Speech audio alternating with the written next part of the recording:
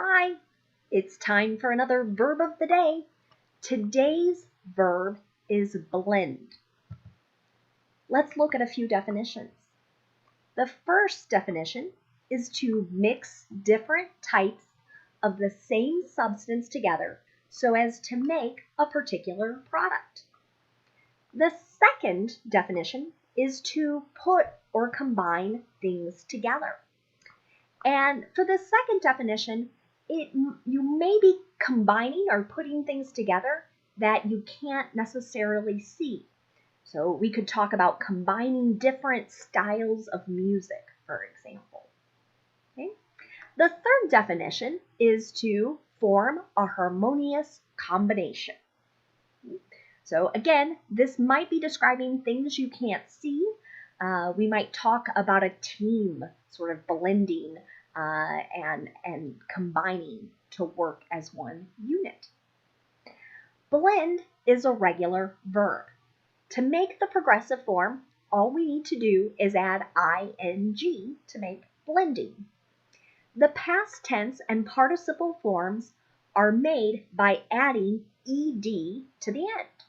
And because this verb ends with a D sound, blend, the ed is going to make an id sound. We're going to have an extra syllable. So we would pronounce it blended, blended.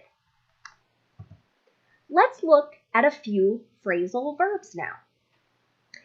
The first thing you might notice as you see my notes here is that the meanings for the first two, blend in and blend into something, are the same. And I'm going to explain why in just a moment. But let's look at blend in first. Okay?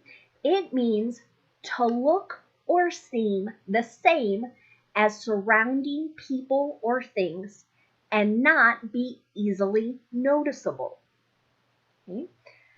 Used in a sentence, the new library blends in perfectly with the surrounding buildings. So again, it seems the same. It doesn't stick out.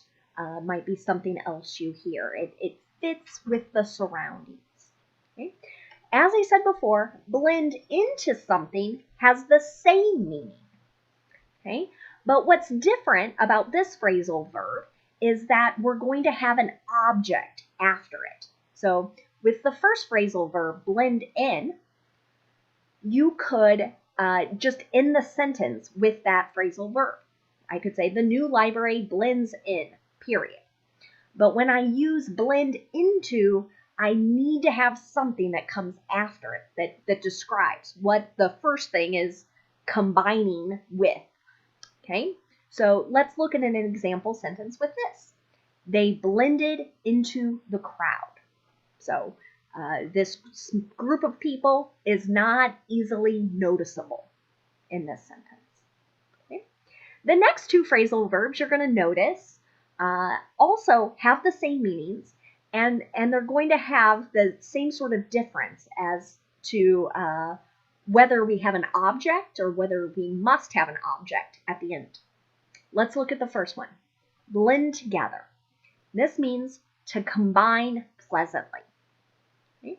I'm using it in a question here. Where will these two colors blend together? Will they combine to make a pleasant third color? Okay?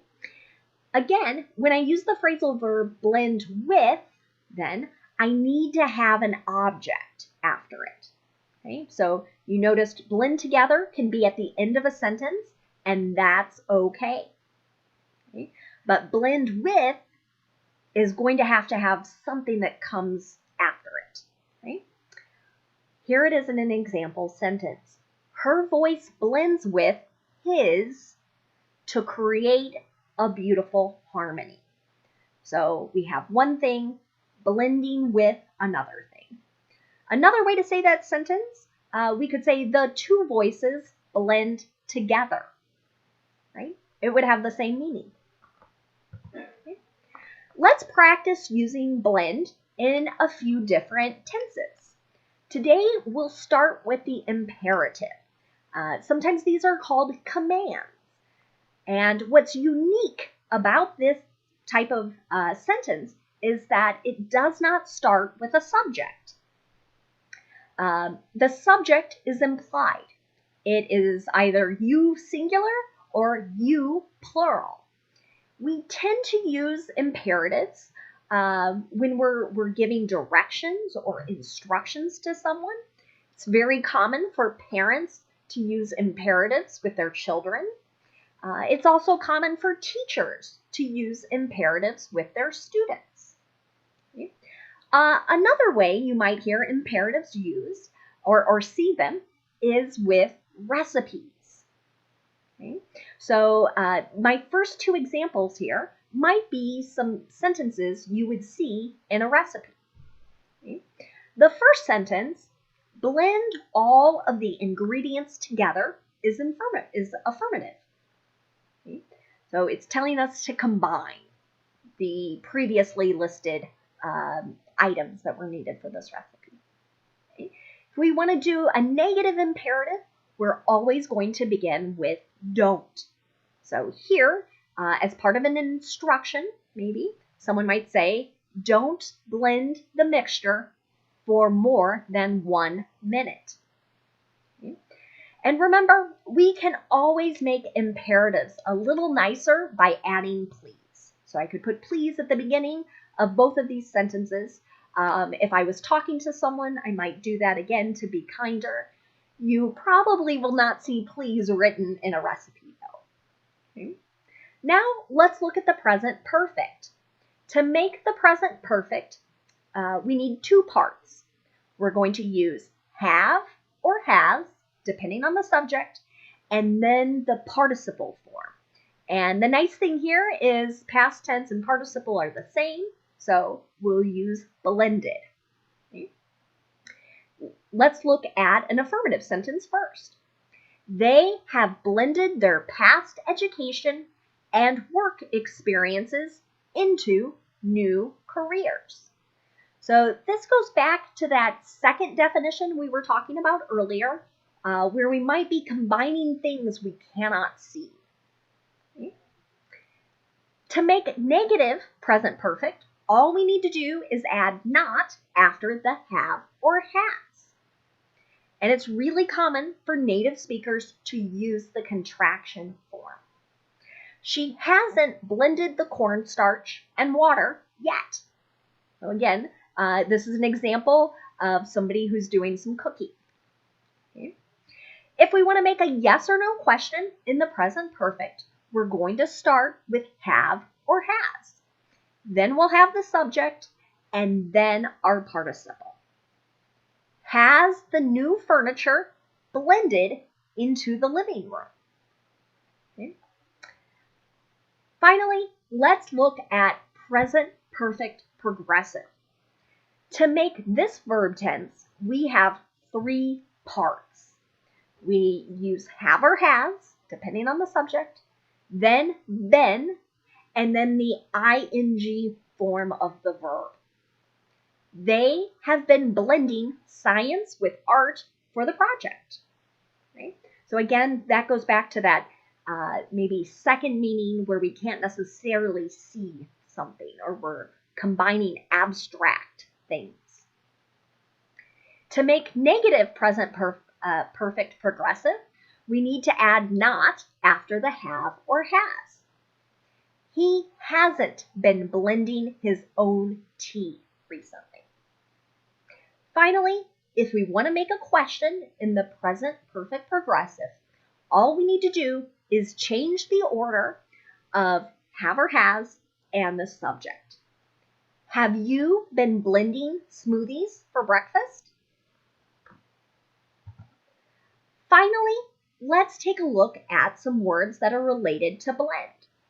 We've been talking about blend as a verb, but the word can also be a noun. The spelling and the pronunciation are exactly the same. A blend, as a noun, is a mixture of different things or qualities. Here it is in an example sentence. This is a special blend of rice and cornflowers. Another related word that's also a noun is blender. This is an electric mixing appliance, and it has the ability to puree, chop, or mix foods.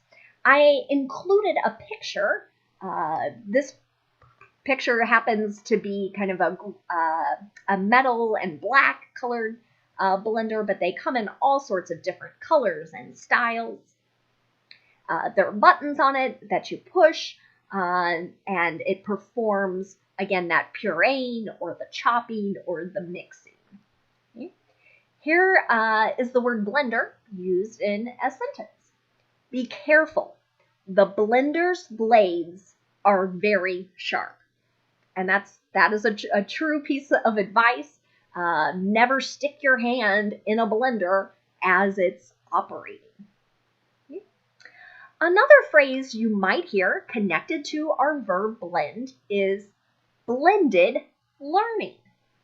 This is also a noun, and it's a style of education in which students learn online as well as with face-to-face teaching, like in a classroom. And this is becoming more and more popular and more utilized, both with younger students all the way through adult students. Here it is in a sentence.